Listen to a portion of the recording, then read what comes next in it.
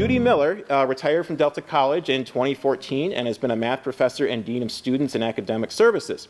She has also been a volunteer with the Bay City Players since the mid-1980s, working as producer, event planner, proofreader, house manager, base coat painter, building gopher, and occasional actor. She currently serves as the secretary on the board of directors here at the Bay City Players, who are celebrating their 105th season this year. I think I got all of that. If I missed anything, let me know. Without further ado, Judy, and then real quick, if anyone's interested in being a member at the museum, I'll have these on me, so come find me and I can get you signed up. Is there anybody here who's not been in the theater before? Okay, well good, it's nice to have you here. We have a lot of history here through our theater, and I'm going to go through that really briefly. We started in March, well, see, it's almost on our birthday again, March 19th of 1917. So we'll be 106 years old next week. We were founded by Mrs. J.D. Grinnell with the Bay City Art Club, and they performed in homes and lots of other locations around the city. When we get to our tour at the end, there's one poster outside that shows many of the locations where the theater performed before actually finding a home here. In 1931, they changed their name to Bay City Players. However, it was still combined at that time with the Musical Art Club. 1935, the Musical went off on their own, and Bay City Players began all by itself as an organization. In 1955, after 38 years of operating in all different places around town, Bay City Players bought this building, which was at that time the Pines Theater. And we've been here ever since.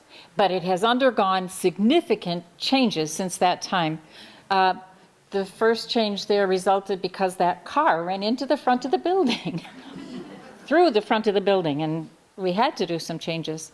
When I started here, the theater was much smaller than what you would see now. Not too much in this part that you're seeing this very minute, but the rest of it was much smaller. When we get to our tours and I show you the backstage part, I'll show you where the original building ended, and behind that there were two houses.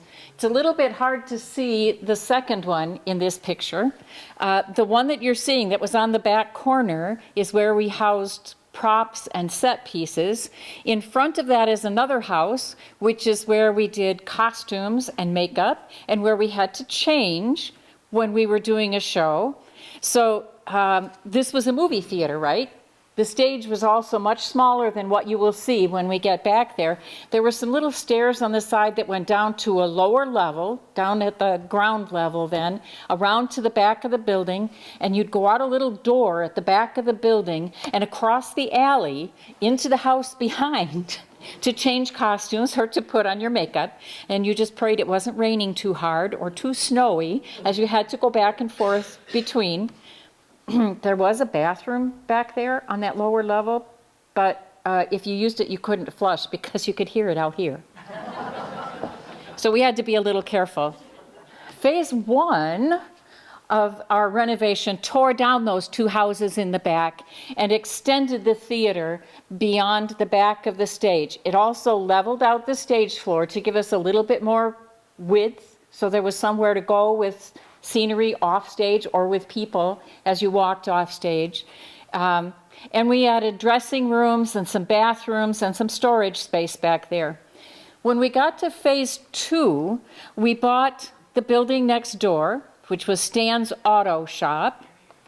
We tore off then the front of the building and extended with an L-shaped addition, which we will walk through, that included the new lobby, the extension into the much bigger lobby than we used to have. There's a kitchen, much nicer bathrooms, a rehearsal room, prop room, storage for lots of our furniture kind of props, and then it attaches back to the first extension on the building.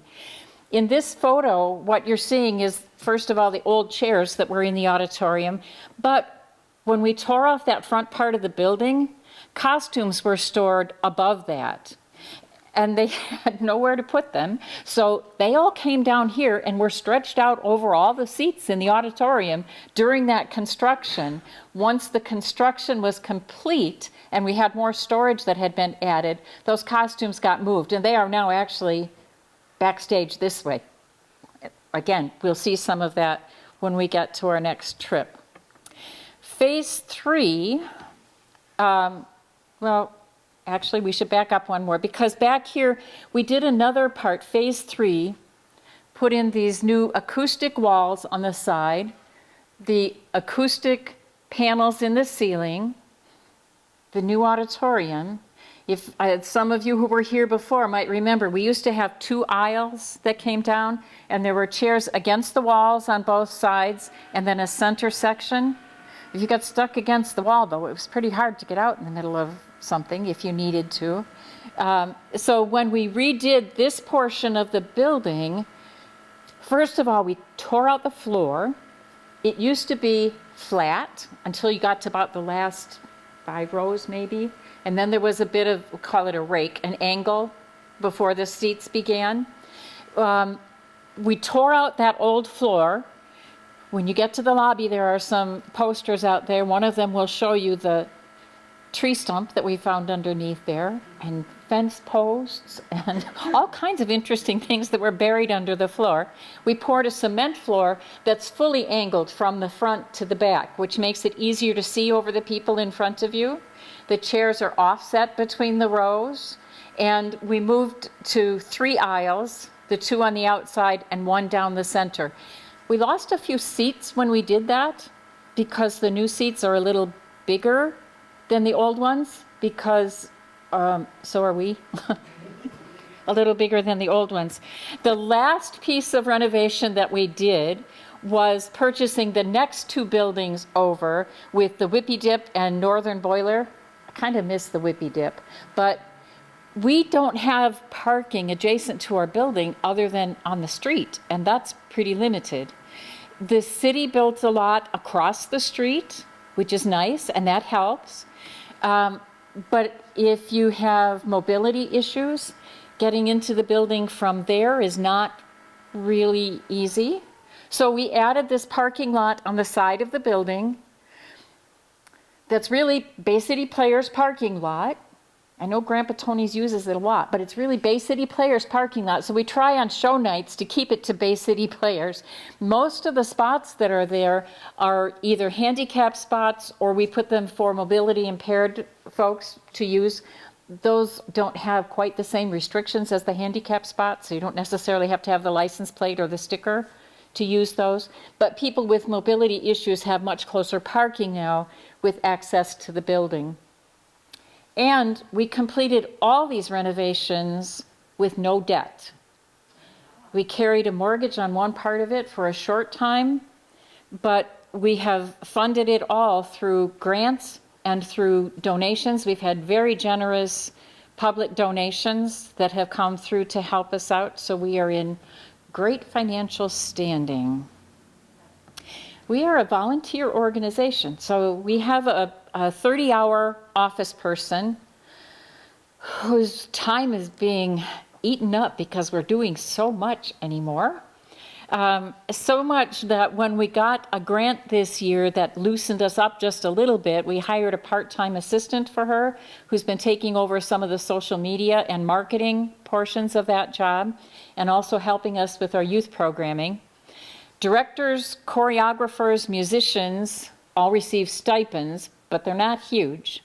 If you're directing a straight play like the next one that's coming up, it's $750, and you're working 6 or 8 weeks or more to do that. So it kind of helps you cover maybe some babysitting or gas or something like that, but it's not a significant amount. Everybody else here is volunteer.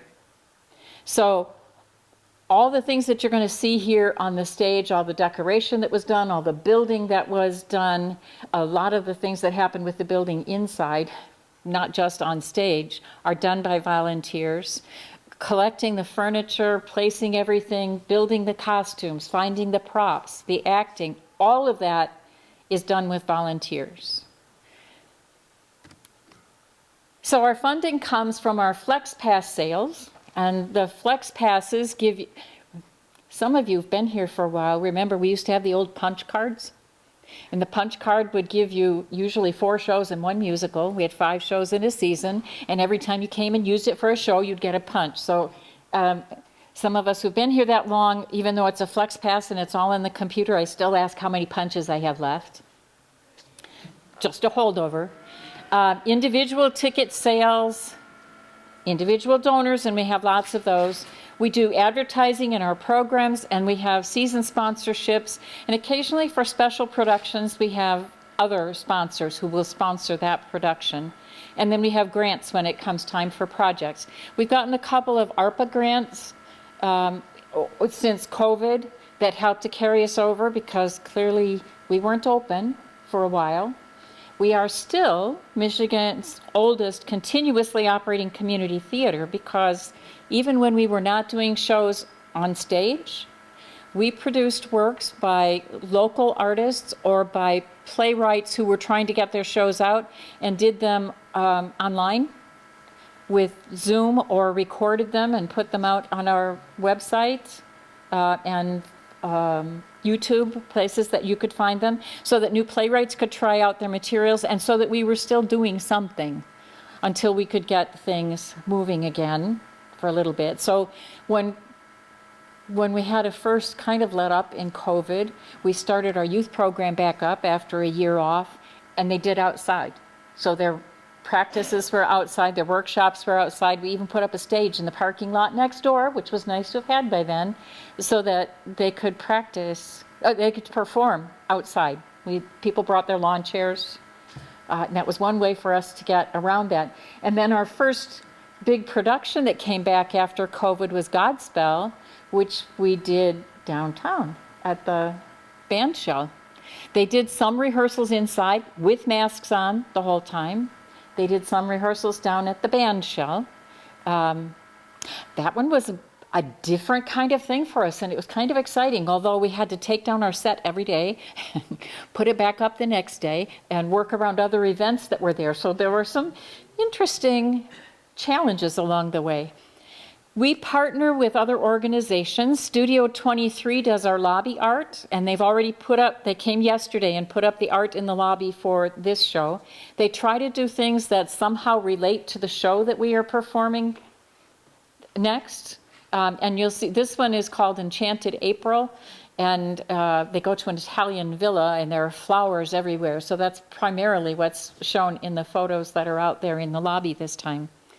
We partnered with Delta College for our family production this year, which was Treasure Island. And with that partnership, we held auditions here and at Delta. We cast people from anywhere. The performances were done at Delta during the week, during the day, for the school audiences they invite in.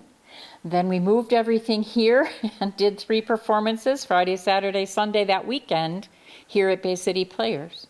So it was kind of an interesting partnership. We have partnered with SVSU. We like to get their tech students to come here and work with us in different aspects. We also have partnerships we have done with Pit and Balcony and with Midland Center Theater, which you might know better as Midland Center for the Arts, but we're not supposed to call it that anymore. Okay, so right now we are in season 105, and it started with Something Rotten back in September and early October, then Treasure Island that we partnered with Delta, then A Child's Christmas in Wales that was done here on our stage. The Normal Heart was a special show done for 1 weekend in January. Meet Vera Stark was here in February, followed by Still Emmett Till. This one was interesting, also a different kind of partnership. This play was written by Wendell Parker, who lives in Saginaw. He directed it, produced it. They came here and performed it for 1 weekend, just a Friday, Saturday, and we filled the auditorium both nights. We haven't done that in a while. Since COVID, we haven't really had full houses for shows, so it was a great and interesting production there. This one opens next week, Enchanted April, and I'm going to show you part of the stage in a minute.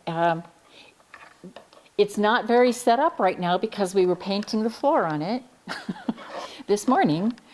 So all the furniture has been moved off. We've started painting the floor. It's in process. By tomorrow afternoon, the set will be pretty much done. But if you come next weekend, it's not going to look the same as it will today. And then on April 1st, the weekend after this one closes, we are hosting a swell party. Kevin Cole has been volunteering at Bay City Players for 50 years. And he came to us first proposing that we do a benefit concert, all proceeds going to the theater, to celebrate the 50 years of his volunteering here. And then his and our dear friend, Leeds Bird, and a great collaborator with Kevin, passed away last summer. So the theme of this concert was changed a bit, and this will be a tribute to Leeds Bird, highlighting shows that Leeds and Kevin worked on over the last 50 years. We've got 40 performers coming back, some who are still local, some from New York, from Connecticut, from other parts of the state. I can't remember where everybody's coming from. Kentucky, maybe? I think there's somebody from down south who's coming in to perform. And we're doing 2 performances, one at 3 and one at 8. There are still tickets available for that on April 1st, and they are $25 like our regular musical shows will be. So a great opportunity there. And then Little Shop of Horrors. This is our big musical to close out the season. We did this back in '97, I think.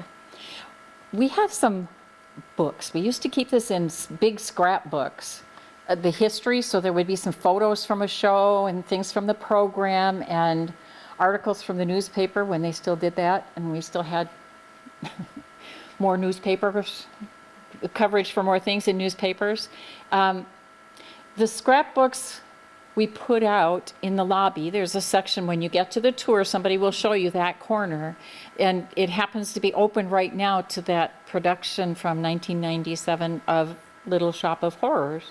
So you can see what it looked like then and what's it going to look like in another month or so, at the end of April, 1st of May, here on our stage. And then we have added a summer musical. Newsies was supposed to be the spring musical the year COVID shut everything down. They had been rehearsing for a month or so, their musical numbers and their dance numbers, and then we couldn't do it. And so I don't know how many of the original cast will be back. Some of them have grown up and moved away, because this is one that has a number of young people in it too. But auditions are being held April 11th and 12th. And then they're doing one more day of auditions for people who were in the show before and want to come back.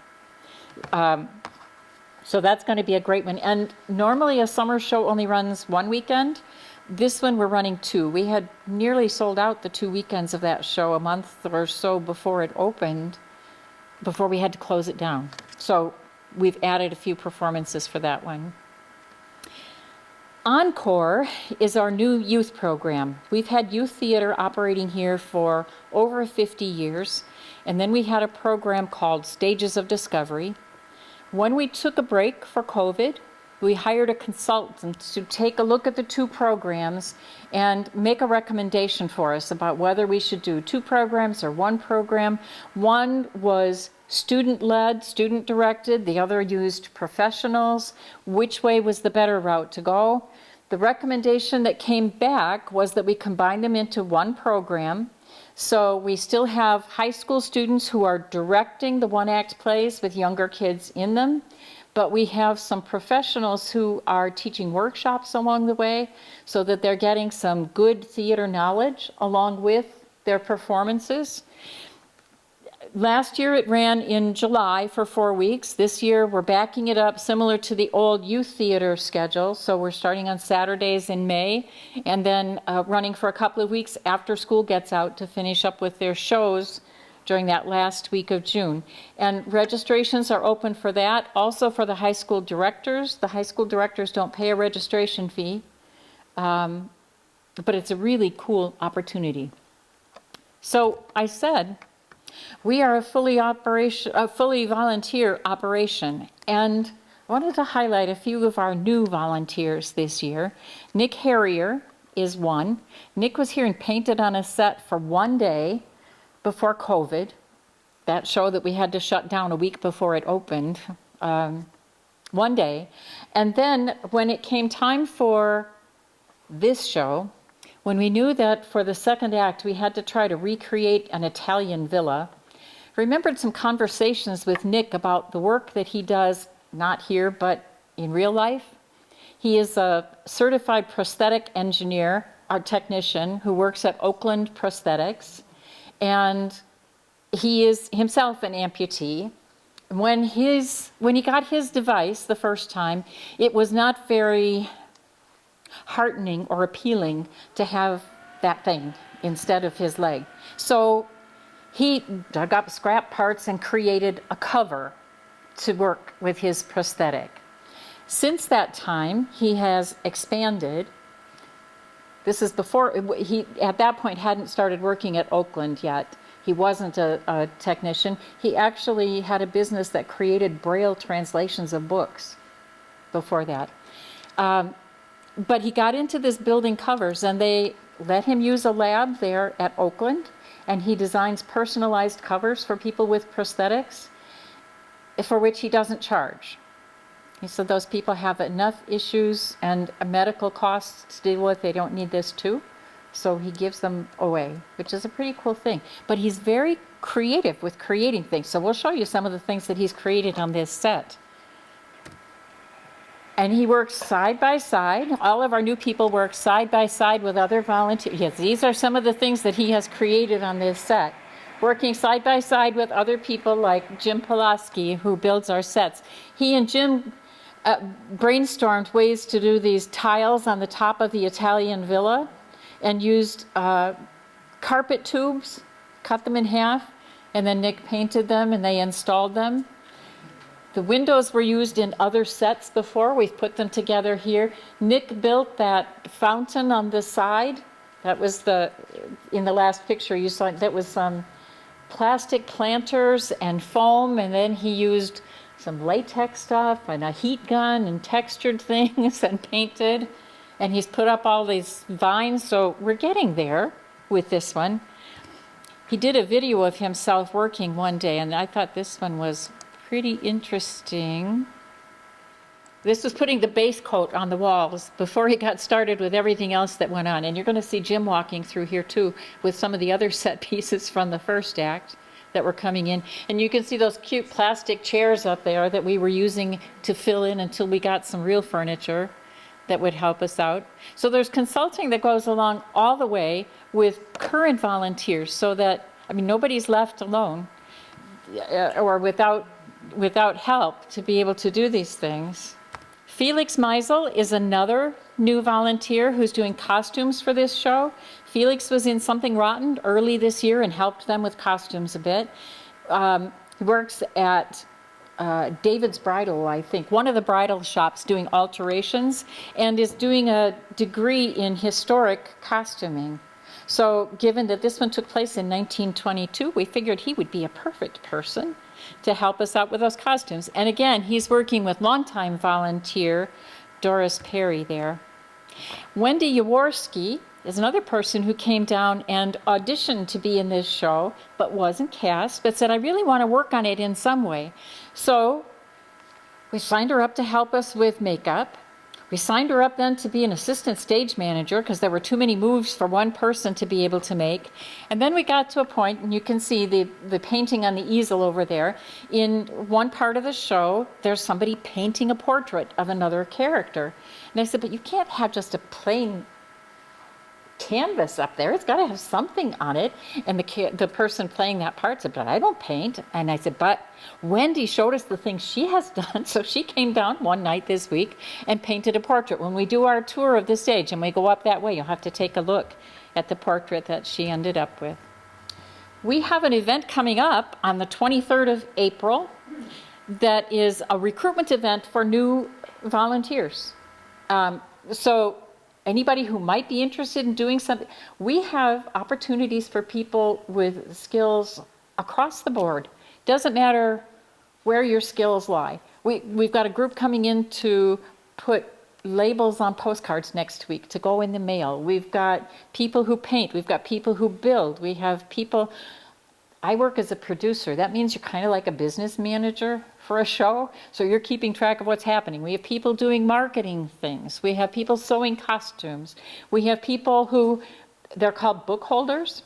When you get to the last couple of weeks of a rehearsal and people are supposed to have their lines down and can't carry the script anymore, somebody follows along the script with the book, and when they get stuck, they say line, and that person feeds them a line so that they can keep going. There are all kinds of things that can be done here as volunteers. So we're going to give some previews of all those things at this volunteer fair coming up on April 23rd. And there will be food that day, some entertainment. I think they're doing some numbers from Little Shop, if I heard right. Raffles and prizes, so bring a friend and come along. You know what, I forgot to mention one thing about Enchanted April. We're running a special right now. Buy 5 tickets, get 1 free. So if you have like a book club or something that you have a bunch of friends you might want to get to come. And if you buy more than 5, they all go down to that discounted rate. Just down to $17.50 a ticket instead of $21. You have to do that by calling the box office. And our box office is now open 3 days a week, Monday, Wednesday, Friday from 10 to 2. When you do get around to the lobby, there are copies of this postcard out there if you'd like to take one about the volunteer event. There are also little business card size advertisements for Enchanted April and Little Shop of Horrors. If you want to take that to remember when it is, they have QR codes on the back. And there's one that's a black card that says volunteer that has a QR code on the back too, along with a website that takes you to our website and the form for volunteers. Okay? That's pretty much my presentation. So we are open now to questions from you before we start tours. I think, didn't you add for the lighting, a catwalk recently? Because I can remember I used to help John Van Loy sometimes, and being up on ladders. Yes. Well, we still have to do the part on the ladders up there. But yes, there are 2 catwalks out here where you can see the angle, the steeper angle in the ceiling, and from this side you can see the lights that stick out through there. But you know, we put those in before we extended the stage out over the orchestra pit. It used to be a plywood floor here with a railing that went around it, and the railing went up only when we removed the plywood to open the pit. And we'd hang curtains over the railing then. And there were pieces of carpet that fitted over that plywood. That's gone. The pit used to be wet, damp, dank, nasty. Now it's not, and we'll take you down there and show you. It's a pleasant place to be now. But when we extended the stage out over that, now it's really difficult to light the front part of this stage because the lights are too close. They're not coming from back far enough. So that's another phase that another act in phase 3 that we'd like to go through, to add another cove back there so that we can light from further back. We're doing some exploration on new instruments to do that and what it would cost to put that extra cove in. But yes, there are coves up here, but we still have to do the ones on stage with ladders. How do you get there? How do you get to the coves? Yeah. Through the light booth, which is in the back, where that light's coming from, up there. That's where the access is to those. I've never been in that part. There might be spiders up there. I don't go places where there might be spiders. Yes. And what is the typical royalty on a play that you have to pay? Oh boy, it depends on if it's a straight show or a musical. Musicals are very expensive, in the thousands. For a straight show, it's usually somewhere in the hundreds. Somebody just asked me a question about one of our budgets yesterday, and look at that. I just happen to have a budget sheet here for this season. So For royalties and scripts, for Meet Vera Stark, it was about $1,000. For Child's Christmas in Wales, it was $3,000. Enchanted April is about $1,000. Little Shop of Horrors, given that it's a little bit older musical, about $5,900. But we also have to rent the plant for that one. That's another $3,100, I think, was for the plant. $1,000 for Normal Heart. About $6,000 for Something Rotten, which was the last musical. Treasure Island was $930. So it depends on how many performances you're doing, and musicals are significantly higher. One reason that Child's Christmas in Wales was higher than the other straight shows is that it had some music in it too. Wait, I had one over here first, sorry. This is kind of off topic, but the actress that fell through the floor during, is she okay? She is recovering. She is recovering. Thank you for asking. That was a scary thing. Were you here? Oh, yeah. Oh, my goodness, that would be awful.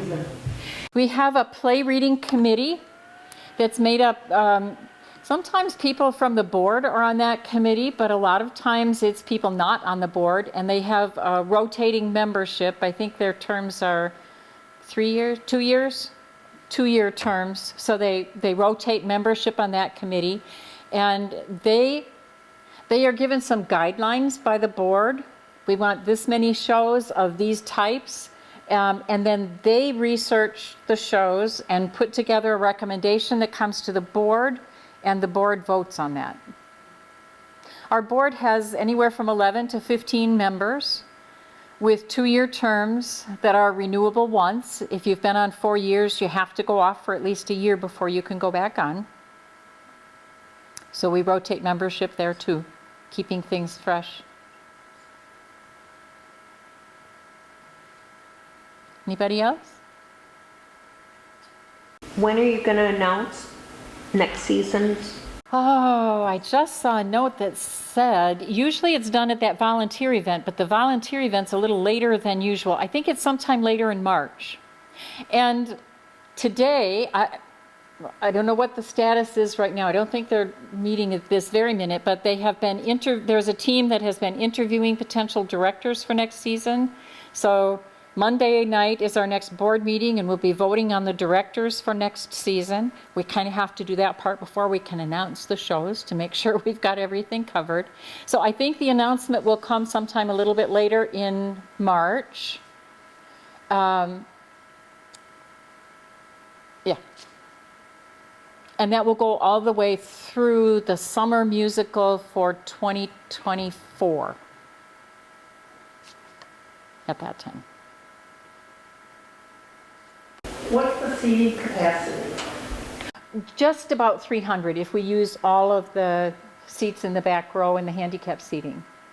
We have left, when we made the changes to the auditorium, there's one seat here and one on the far side there that are handicap seating, and then they wanted to put some in the back row, and we decided rather than putting any fixed seats there, we put it all chairs so that it's more flexible.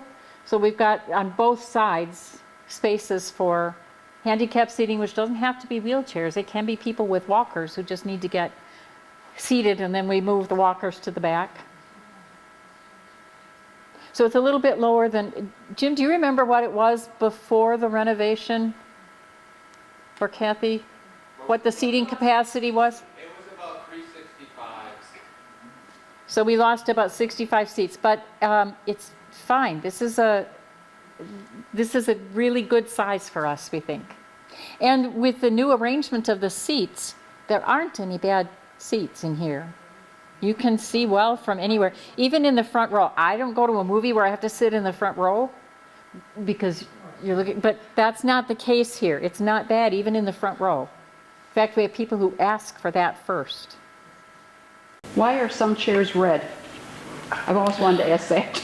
Just because it looks more interesting from up here, And we could get spares of both colors, and that way, if we have a problem with something, we don't have to find exactly the same color to go back. We've got a choice. And really, if you were standing up here looking out there at all brown seats, or even all red seats, that's pretty boring too. This is much more interesting. And that's actually, you can thank Leeds Bird for that. That was his idea. Anybody else? Okay, I think we're going to break you up into about 3 groups. So I'll take 8 or 9 people here, and we will start on the stage. This is the fountain that he built with the plastic planters and then the foam to go around. And he built all of these pieces down here that look like stone for the baseboard. Does the fountain work? No. Okay. But that's a future project, he said. Oh. He wants to make it so that it will work. That's kind of his thing.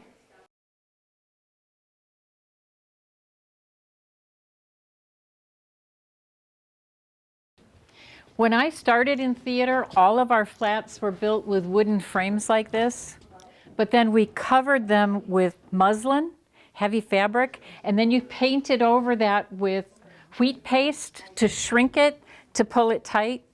We don't do that anymore. They get covered with Luan now, and we've had somebody help us, and these frames are now built out of some kind of metal, stainless steel, metal, some kind of metal. Anyway, with the Luan attached. It makes them easier to hook together, and they're lighter. They get moved, and that's what these things are here for. So no, we take them down. Each of these is 4 feet wide. These are 11 feet tall, but that wasn't quite tall enough for this set. So we had to put another piece up there on top to extend that so that you couldn't see over it from out front. There's a garage door right here. We'll see it from the other side too. That used to be the back wall of the theater. When it was the movie theater, that was the end. That's as far as it went. And these side walls, except that then there were those walkways that went down underneath before we extended it out. Okay, so this is our workshop area. This is the place where that little makeup and costume house used to be. And then behind it was the one where we stored the set pieces and props. That stucco was the back wall of the theater. That's as far as it went. So when we extended out this way, we put the garage door in so that you can build pieces here and carry them through to the stage. I tried. These things don't fit. These are being used in Act 1 for this show, but I can't fit them through those doors on the side. I tried. We had to open the garage door to do that. And we've got dressing rooms here, a makeup room in the middle. Costume workshop is upstairs. Hi. You want to wave? Felix and Doris are up there working now.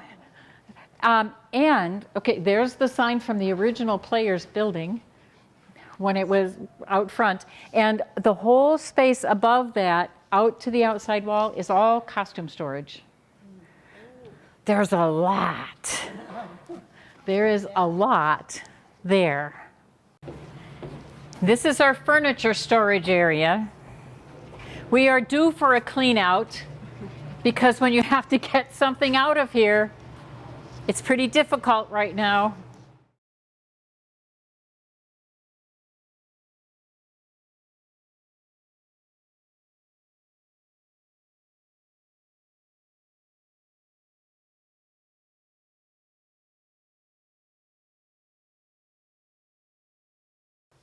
So when there is an orchestra down here, these panels come out so that the sound from the orchestra can come out. Sometimes, though, we need to control the amount of sound that comes out. So sometimes they don't open the whole thing.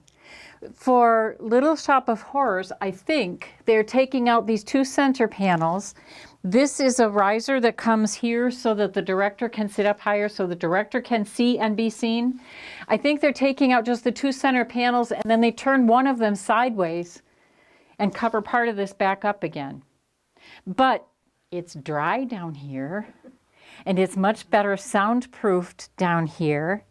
And they have the monitors so they can see what's going on on stage to help them keep in sync a little bit better. This is extra props and pieces that we ran out of room for elsewhere. So you can take a look, all kinds of interesting things that you might find in there.